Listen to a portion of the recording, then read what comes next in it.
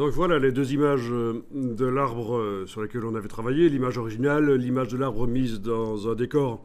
Je travaille sur l'image de l'arbre mise dans un décor pour l'instant. Et on va créer une ombre projetée.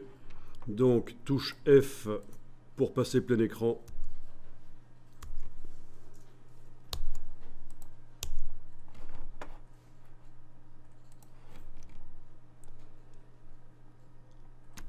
Alors il n'y a pas vraiment d'ombre projetée dans le décor, mais il y a une belle surface sur le sol pour faire une ombre projetée, donc on va en faire une sur l'arbre. C'est ça qui m'intéresse en fait. Ce qui m'intéresse aussi, c'est qu'il y a une ligne d'horizon bien visible dans cette image. Vous la voyez, la ligne d'horizon? Bon, on peut peut-être tirer des repères pour la concrétiser, la ligne d'horizon.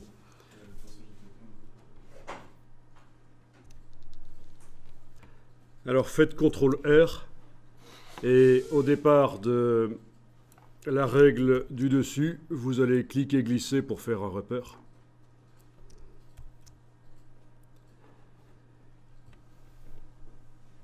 Donc c'est CTRL R pour afficher les règles.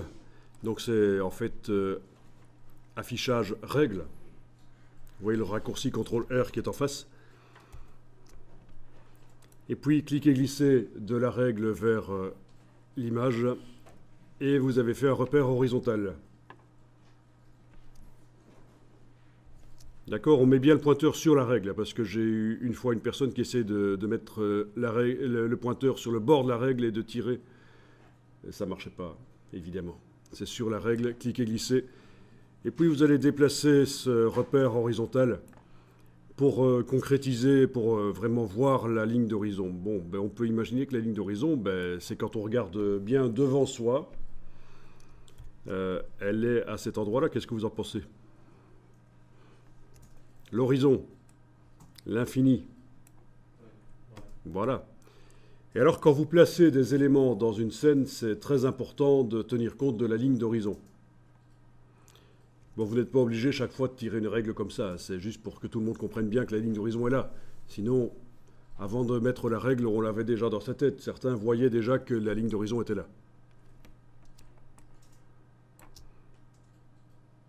Bon.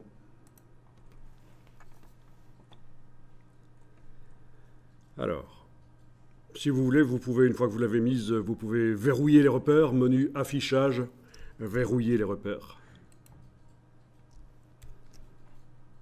Comme ça, on ne sait plus le bouger. Et alors, votre arbre, suivant l'endroit où vous le mettez dans la scène, ben, il apparaît plus ou moins grand. Il faut considérer que la ligne d'horizon, c'est la hauteur des yeux d'une personne debout, une personne de taille moyenne. On va dire 1,60 m. D'accord ? Donc si vous mettez l'arbre comme ça, vous avez à ce niveau-là de l'arbre, ben, ça fait 1,60 m. Ok ? Si vous le mettez plus bas dans la scène, ben, l'arbre à ce niveau-là, il fait 1,60 m. De la base de son tronc jusque là, c'est 1,60 m. Si vous le mettez encore plus bas, c'est quasiment le dessus de l'arbre qui fait 1,60 m.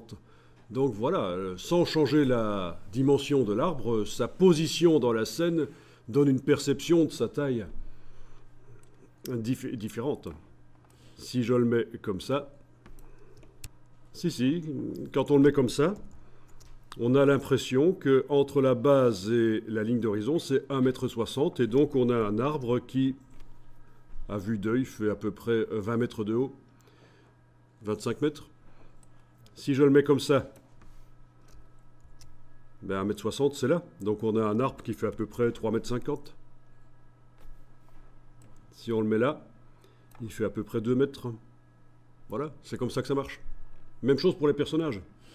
Quand vous avez des personnages, la position, il faut faire attention à ça. On va faire un test, on va aller détourer un personnage et voilà, on va aller détourer un personnage, ce sera intéressant et on va le positionner dans la scène.